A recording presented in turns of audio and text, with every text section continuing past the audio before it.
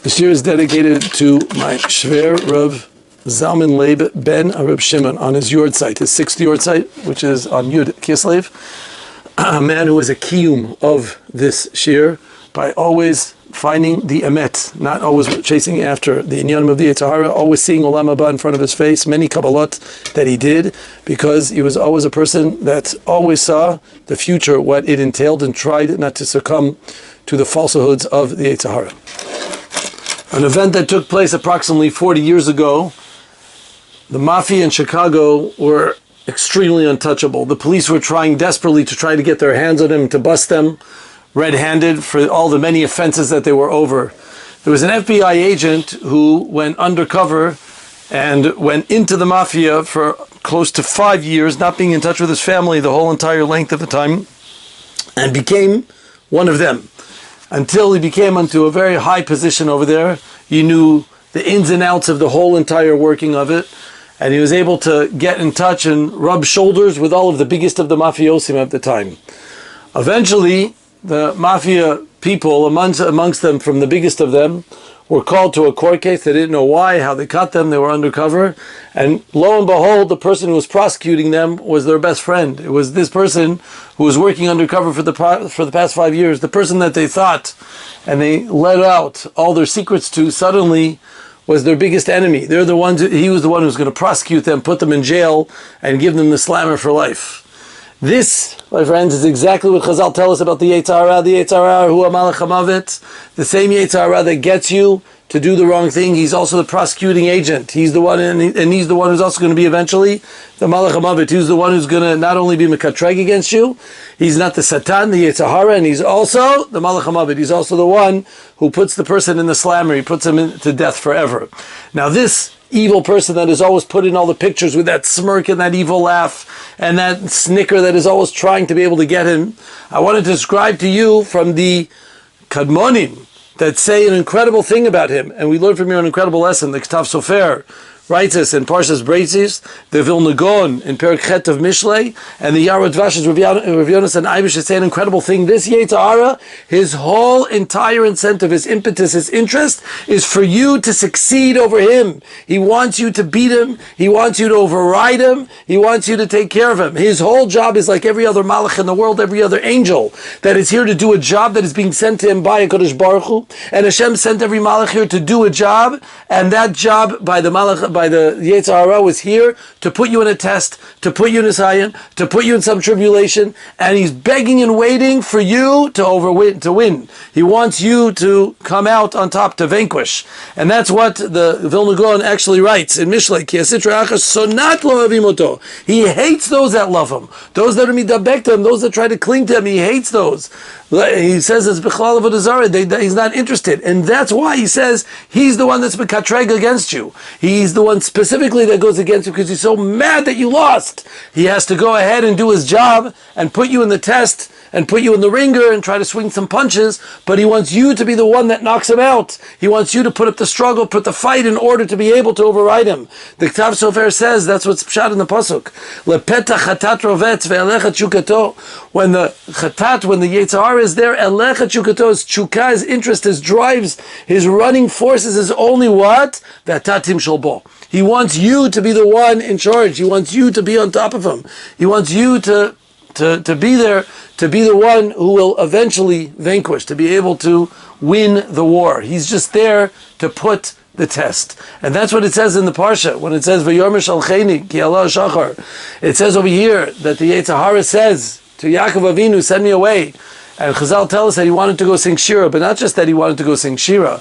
It says that the Malach says, "Miyom shenivreti lo hagiya zmani lomar Shira ad achshav." This is the time for me to eventually go ahead and be able to sing Shira. You just lost. You acknowledge the fact that you lost. That he was v'nitzchuni. You already acknowledge the fact that Yaakov Avinu was the one on top. What are you going singing Shira about? And this is the best Shira of your life? Yes, because that is the biggest simcha that the yetzer hara has. The yetzer hara b'chvoidu be'atzma Yaakov was happy that he was overridden, that he was taken care of by Yaakov Avinu. That's what he was interested in. A mission accomplished. He was able to get Yaakov Avinu b'chvodu be'atzmo to win the battle, to win the war, and eventually to become and grow into the next step that we know as Yaakov Avinu. All muscle only grows with resistance. All muscle that rests gives in to atrophy. If you want a successful physical body, but you want a successful spiritual body, there has to be resistance. There has to be a fight. And the fight is exactly what we're looking for. We're looking for the actual battle. The accomplishment comes when I realize who myself is. When I push and I try to make that fight and try to override. All the Hespedim that I heard about Rav Shach, they said an incredible thing. The most difficult time that he ever had was when he was in Europe, in that yeshiva over there in Europe, in Slutsk. He had a very difficult time over there. He was sleeping on benches. He almost had to leave yeshiva. He couldn't handle the cold. It was so bitter that he was giving up. It was too much until there was many stories about it. He got Mina Shamayim, a lady came and brought a quilt, and he was able to share with a few Bachrim that quilt. It was Mina Shamayim that kept him in yeshiva. He almost left to go work with his rich uncle. But Baruch Hashem, he was able to stay and become the great Rav Shach that we know. But still, when Rav Shach spoke about those times, he spoke about it with gaguim, with nostalgia. He said, those were my greatest years. I wrote Kuntras Eschenim during that time. Most of his Sfarim were written during that time. His greatness came because of those years, not with those comfortable years when he was the Rosh Hashiva in Ponevezh. It was from the difficulties, it was from the times when things were uncomfortable. Because those are the points of growth. That's when we graduate. It's so interesting because when the Malach goes ahead and says to Yaakov Avinu, Lo yomar et shemcha ki im Yisrael, ki sarita im anushim v'tuchal. He says, the reason why I'm going to call you Yisrael is because ki sarita im Hashem, because you fought against me, v'tuchal, and you won, and you vanquished, and you were able to prosper. He's calling him the wrong name. Why are you calling him Yisrael? Because you had a fight with me? Call him Betuchal, something connected to the Nitzachon, to the victory, to the prosperity, to the place of victory. Because the answer is, the victory was the fact that he put up a fight, that he went and he fought back, that he didn't give up, that he knew that it meant everything to him, and that this is what was meant for him to do, that he went into the Nisayin and did everything. He wasn't looking, Dafka, he had to be 100% the victor, but the Chiddush is that you're Yisrael. Yisrael from Lashon Kisarita, because you're the ones on top, and that's why we are called Bnei Yisrael, because we are the ones that know how to put a fight. In every situation that we come to, we put up a fight. We never give up. We are put in 2,000 years of gullus, of every type of pogrom, every type of Holocaust, every type of terrorist attack that's surrounded by us, from the north, from the south, from the east, from every direction we are sitting and battled against, but we don't give up. We keep our name, B'nai Yisrael. You want to keep it Yisrael, Medinat Yisrael. We make sure that we keep that name, Yisrael, around. Kisarita Elokim. Not necessarily because of the triumph. Kadosh Baruch Hu takes care of the triumph. Here he has knocked out Syria for us, and Iran's on its way also. Kadosh Baruch Hu takes care of the rest of the war for us. We just do a little bit. Kisarita. But you put up a battle. You didn't give up. You tried to stay connected to me. You made sure to do it. You know, the gematria of Yaakov is 182, and the gematria of Yisrael is 541. The difference between them is 359. That's the gematria of Satan. Meaning, to go from Yaakov to Yisrael, you have now encapsulated also the Satan within you. You now are in control of the Satan.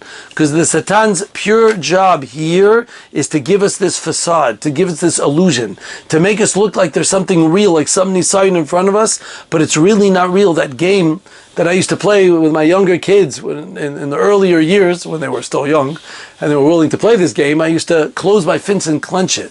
And they'd go, Abba, what do you have in your hand? And I wouldn't let them see. I'd put it behind my back. And then they'd run to the back and say, well, Abba, what's in your hand? I put it in the front. And then they start grabbing your hand and start trying to pry it open to see what's in your hand. So then you go ahead and put it underneath your lap. You put it behind your back in order to be able to squeeze it against the couch in order that they can't get. So suddenly they're pushing and shoving and trying to pull around to be able to see what's in your hand until they get the hand, until they finally pry open the fingers, and then there's nothing inside. Wow, that's disappointing. That's disillusioning. I thought there would be something exciting inside. I thought there would be, you know why?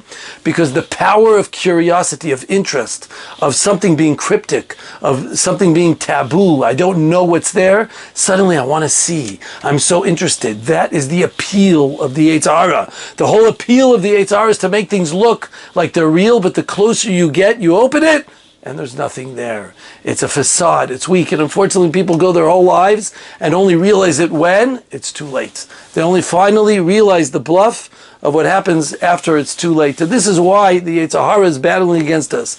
He's only giving you a bluff, and he's doing his job, and he needs to do what he's doing. But he's waiting for you to win, to vanquish, to accomplish what needs to be done. And you're giving him a simcha. You're not alone when we're in a battle alone, when we don't know why can't we have children?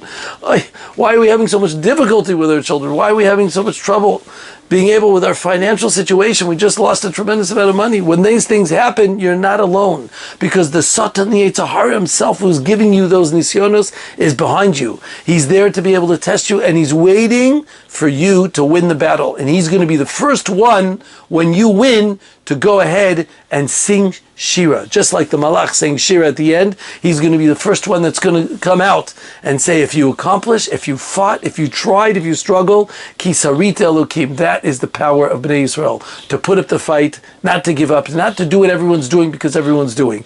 To be able to know what needs to be done and make that push and not fall for the bluff of the yetzer hara. Shabbat Shalom.